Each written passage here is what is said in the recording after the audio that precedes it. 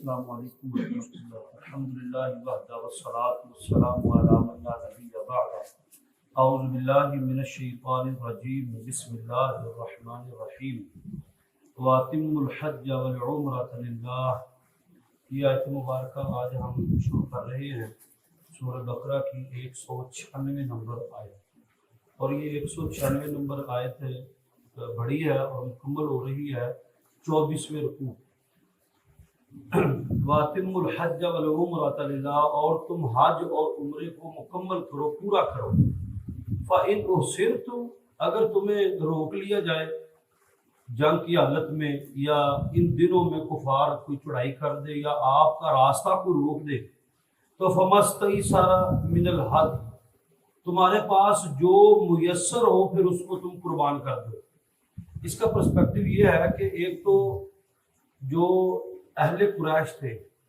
سرداران، عام نہیں، سرداران چودھری جو تھے، وہ حج اور عمرہ پورا نہیں کرتے تھے، مکمل نہیں کرتے تھے۔ وہ یہ سمجھتے تھے کہ باقاعدہ طور پر عمرہ کا حج کرنا، طواف کرنا، اور پھر اس کے بعد سعی کرنا، پھر اس کے بعد جمرات کو کنکریاں منا پہنچنا، مزدلفہ پہنچنا، پھر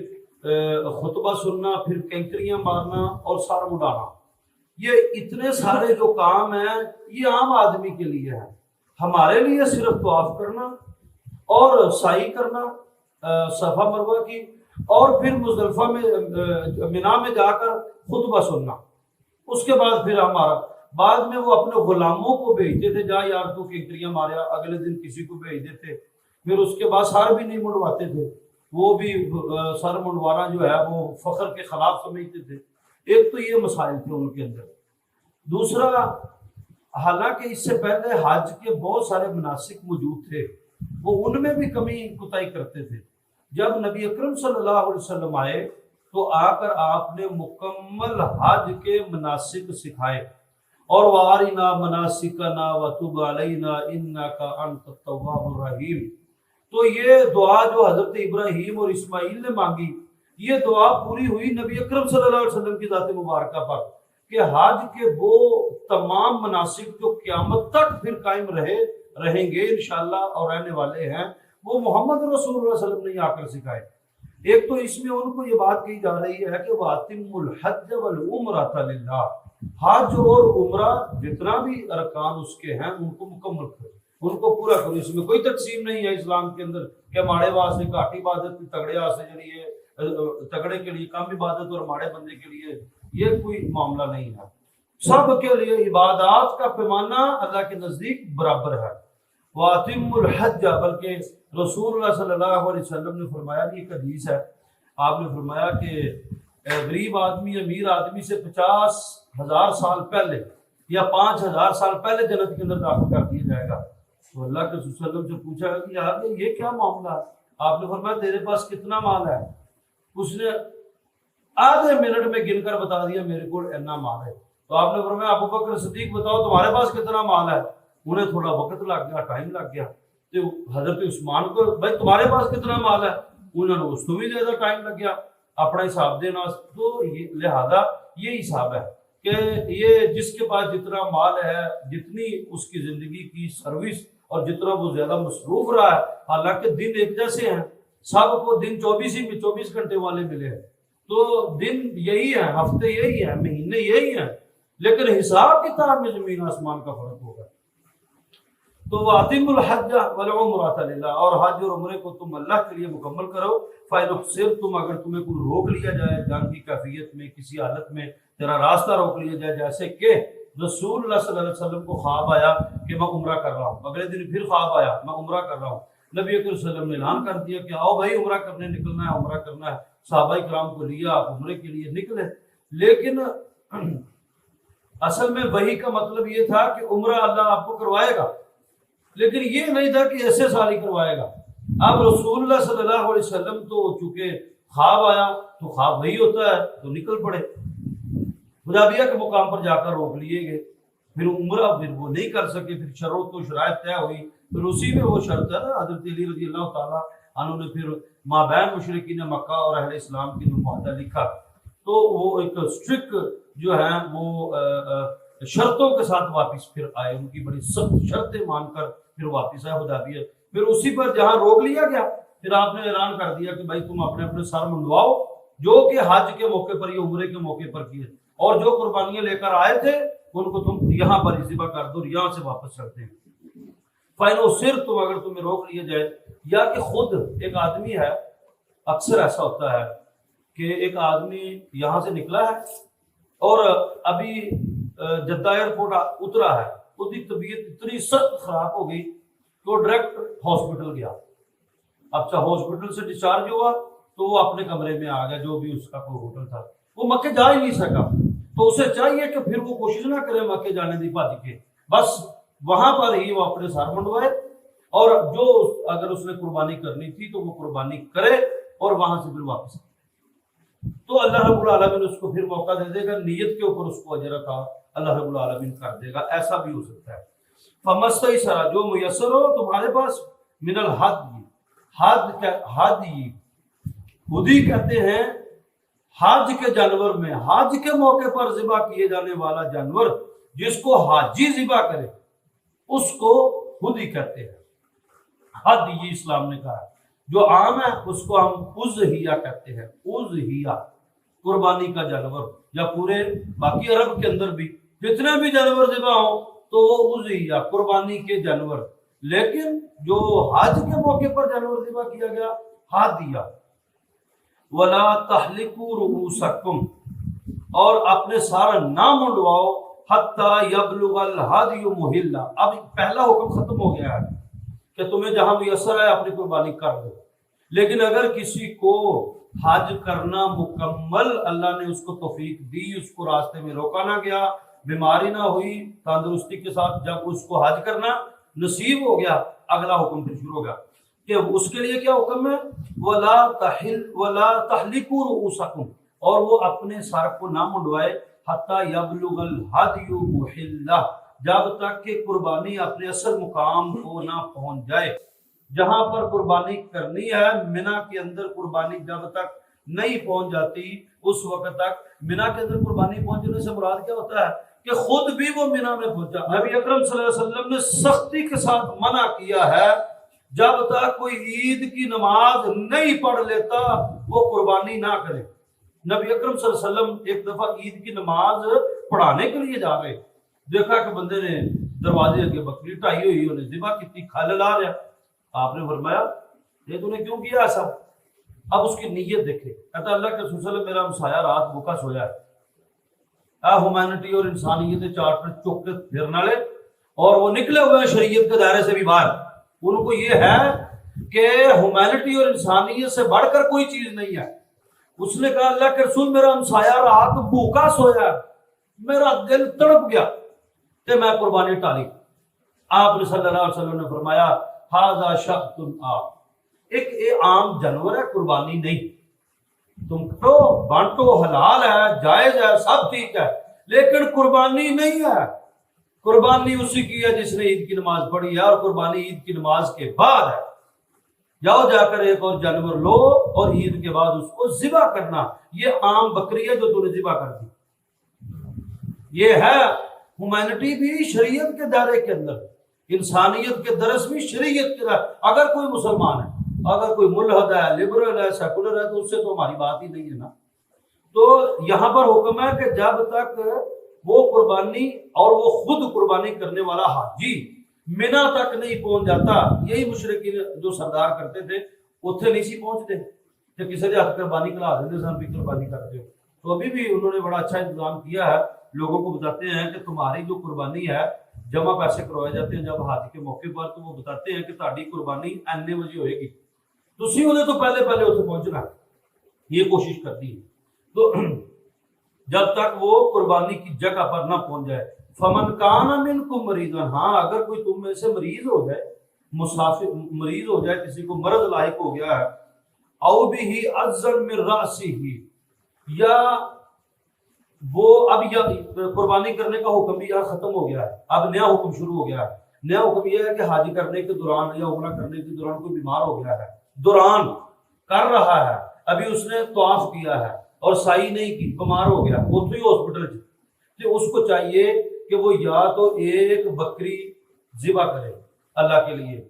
اس کے بعد اس نے حج نہیں کیا، کوئی رکن ادا نہیں کیا، کوئی عمرہ نہیں کیا، کچھ نہیں کیا، انہیں احرام کھول دیتا بیماری کی وجہ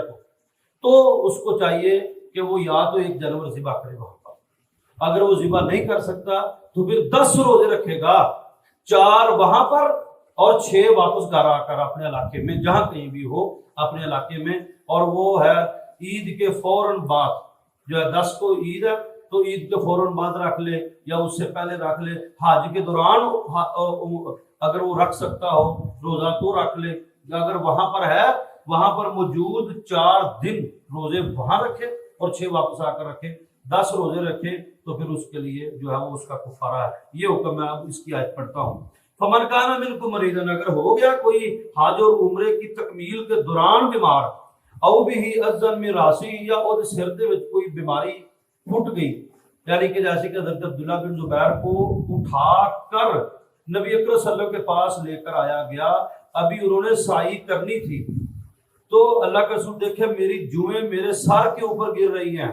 اور میری جوئیں میرے چہرے کے اوپر گر رہی ہیں اور میرے بدن پر گر رہی ہیں، انیاں جواں انی الی لگی والا نو اور اننا، تو نبی اکرم صلی اللہ علیہ وسلم نے فرمایا کہ میں نہیں سمجھتا کہ تیرا معاملہ ایسا ہے کہ تو اس سے مر جائے گا، تو تجھے چاہیے کہ تم اپنا عمرہ مکمل کرو، اے سعی کر اور وہ حج کر بنا مزدلفہ پہنچے اور آ کر یہاں پر تو بال ہی بنوانے ہیں نا، تو جوئیں زیادہ ہیں تو بال بنوا لیں وہ تو ٹھیک ہو جاؤ گے، تو بال ہی بنوانے ہیں تو جلدی جلدی یہ کام کر لو، آپ نے اس کو اجازت نہیں دی۔ ہاں اگر کسی شخص کے سر کے اندر کوئی ایسی بیماری آ گئی، زخم آ گیا، کوئی اور چیز کچھ بھی، تو وہ سر منڈوانا چاہتا ہے، کب؟ ابھی سر منڈوانے کا وقت نہیں آیا، ابھی اس نے طواف کرنا، پھر سعی کرنی، پھر مزدلفہ جانا، منی جانا، واپس آ کر اس نے سر منڈوانا، لیکن ابھی ضرورت پڑ گئی کسی وجہ سے تو وہ سر منڈوا سکتا ہے۔ اگر اس نے منڈوا لیا تو پھر کیا کرے؟ پھر فدیہ، تو وہ فدیہ دے۔ فدیہ کیا ہے؟ من صیام او صدقۃ او نسک، 3 قسم کا میں سے کوئی ایک کام کر لے، یا روزے رکھ لے، یہاں پر 6 روزے۔ پہلا ہے جو بیمار ہو گیا انہیں بقایا عمرہ حج نہیں کیتا، اس کے لیے 10 روزے یا 1 بکری، اس کے لیے اس نے حج کر لیا لیکن صرف سر منڈوایا، پھر دوبارہ اس نے اپنے احرام باندھا دوبارہ پھر اور اپنا کام مکمل کیا، لیکن جو کام بعد میں کرنا تھا وہ پہلے کیا، اتنا فرق آیا، تو اس کے لیے 6 روزے ہیں۔ اگر یا تو وہ 6 روزے رکھے گا اور صدقہ دن، یا 6 لوگوں کو کھانا کھلائے گا، ہر بندے کے حصے میں کم از کم آدھا سا کھجور، آدھا سا جو، آدھا سا کوئی چیز ہو، یا پھر وہ نسک، یا وہ قربانی کرے، اگر مالدار ہے تو پھر 1 بکری بھی اس کے عوض کرے، بول گیا ہے وہ۔ اسی طریقے سے اگر کسی نے حج اور عمرے میں حجر اسود کو چومنے کے چکر میں یا مقام ابراہیم پر نفل پڑھنے کی کوشش میں کسی کو کمپیل کیا، یہاں تک کہ اتنا زور سے کسی نے دھکا دیا کہ کوئی زخمی ہو گیا، خون نکل آیا، تو اس کے اوپر پھر جو ہے وہ قربانی ہے، یہ پھر ہوتے جانور ذبح کرے گا یا پھر وہ 6 روزے رکھے گا۔ فَإِذَا آمِنْتُمْ، ہاں اگر تم امن کی حالت میں ہو، تاڑے سے کوئی جنگ نہیں، اب ایک نیا حکم شروع ہو گیا، فیصلہ بھی ختم ہو گیا، اب نیا ہو گیا، وہ یہ ہے کہ اگر اسلام نے، اب اللہ نے کہا کہ اگر جنگ کا ماحول نہیں ہے، امن کا ہے، تم آرام سے جاؤ آرام سے آؤ، تو فَإِذَا آمِنْتُمْ، اگر امن کا ماحول ہے، فَمَنْ تَمَتَّعَ بِالْعُمْرَةِ إِلَى الْحَجِّ، تو وہ ارادہ رکھتا ہے حج کے ساتھ عمرہ کرنے کا، جسے حج قران کہتے ہیں، تو وہ باندھے گا احرام حج اور عمرے کا اکٹھا، اللہم لبیک للعمرہ والحج، یہ احرام باندھے گا، عام احرام ہے اللہم لبیک للعمرہ، اللہم لبیک للحج، تو یہ ہے اللہم لبیک للعمرہ والحج، عمرہ وہ پہلے کرے گا، حج وہ بعد میں کرے گا، کیونکہ عمرہ مختصر ہوتا ہے، 2-4 گھنٹوں میں مکمل ہو جاتا ہے، اور حج کے لیے تو آپ کو پراپر 3 دن چاہیے، تو اس کے سارے ارکان ہیں جو اس نے آپ نے ادا کرنے ہیں۔ تو فمن تمتع بالعمرہ، اور اگر کوئی ارادہ رکھتا ہو عمرے کا بھی، الی الحج، حج کے ساتھ ہی، فمستیسر من الہدی، اور اس کے پاس میسر ہو ہدی، جانور ذبح کرنے کی گنجائش بھی ہو، یہ بھی ایک فرق ہے۔ جو ہے نا حج کے لیے جاتا ہے، ہر حاجی کے لیے قربانی وہاں کرنی لازم ہے، فرض ہے، یہ پکی بات ہے۔ لیکن اگر کسی شخص کے پاس قربانی نہیں ہے تو وہ ماڑا بندہ ہے، انہیں مسا پیسے جوڑے نے حج واسطے، تو اتنے قربانی مہنگی ہے، تو قربانی ریالوں میں وہاں ذبح کرنے کے پیسے نہیں ہیں، تو پھر وہ 10 روزے رکھے گا،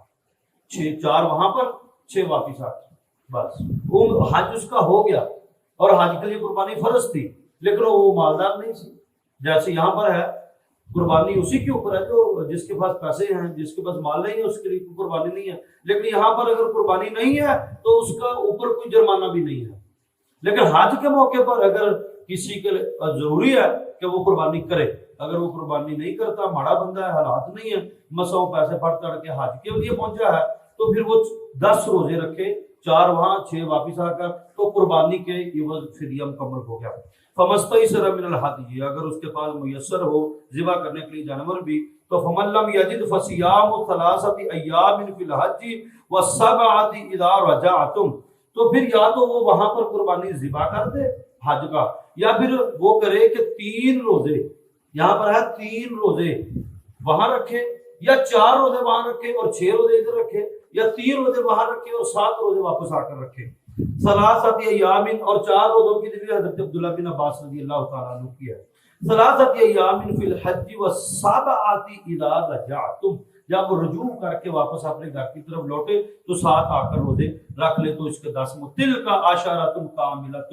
یہ 10 دن مکمل، عشرہ مکمل ہو گیا، تلک عشرۃ، 10 دنوں کو عشرہ کہتے ہیں، عشرۃ کاملۃ مکمل ہو گیا 10۔ ذالک لمن لم یکن اہلہ حاضر المسجد الحرام، یہ ان کے لیے ہے جن کے لیے مسجد حرام میں حج کے دوران حاضری ہے، یہ جرمانہ ان کے لیے ہے، عام بندے کے لیے نہیں ہے۔ یعنی اللہ نے یہ بات نکھیڑ کے کہہ دی کہ ہم بھی یہاں پر قربانی کرتے ہیں، ساڑھے واسطے نہیں ہے گا کہ اگر قربانی نہیں تو وہ بھی 10 روزے رکھے، تو اللہ نے یہ بات کہہ دی ہے کہ یہ سارا حکم لمن لم یکن اہلہ حاضر المسجد الحرام۔ آگے واتقوا اللہ، اللہ سے ڈرتا رہے، وَاعْلَمُوا، اور جان لے، ان اللہ شدید العقاب، اللہ بڑا سخت عذاب دینے والا ہے اگر تم حج اور عمرے کے اتنے بڑے اہم اسلام کے رکن میں گڑبڑ کی۔ اللہ عمل کی توفیق عطا فرمائے۔ آگے بھی رکوع حج اور عمرے کے متعلق ہی ہے۔